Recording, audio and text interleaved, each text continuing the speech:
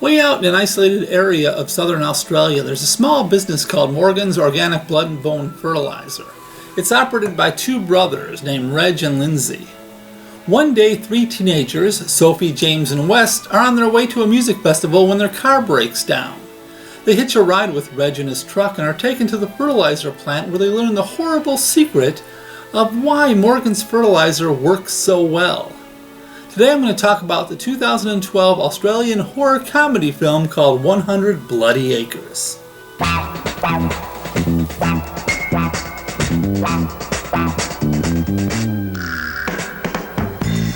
hello there, Old Man Kelly here, Jeff to my friends, and you can call me Jeff. It's time for another edition of The Stream Hunter. That's where I search streaming services looking for little-known films, rare gems if you please, and chat about them for a while. Some might say pontificate. The film today is 100 Bloody Acres, and it's listed as an Australian horror comedy. And while there are a few comic moments in the film, I'd put it down more as a straightforward horror film.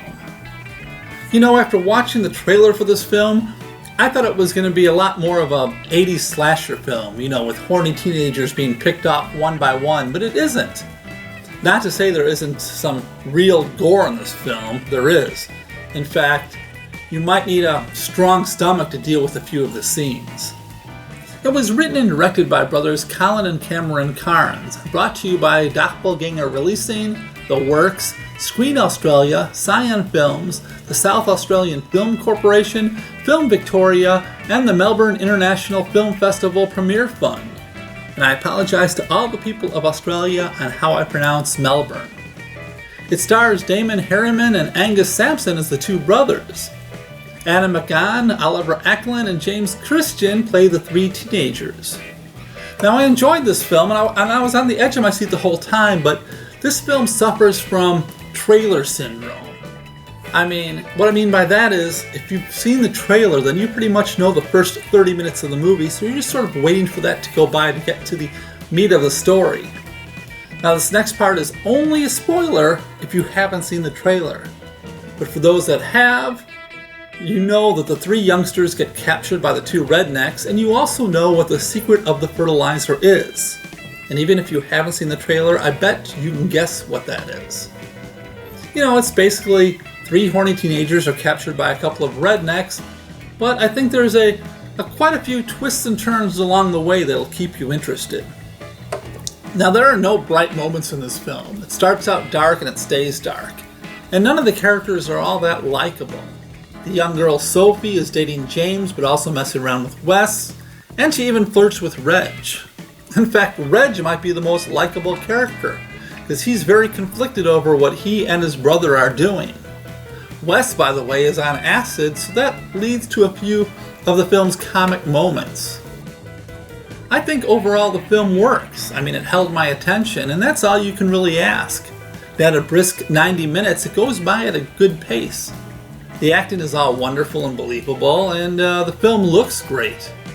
If I would find one fault with the film, I'd say that, well, Sophie and James are a bit too worried about the relationship, discussing her infidelity, than with more pressing matters like, staying alive. But now how about we go into the good and the bad?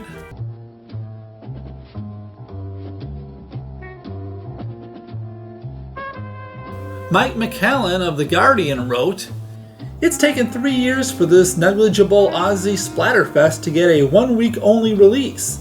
You wonder why anybody thought to rescue it.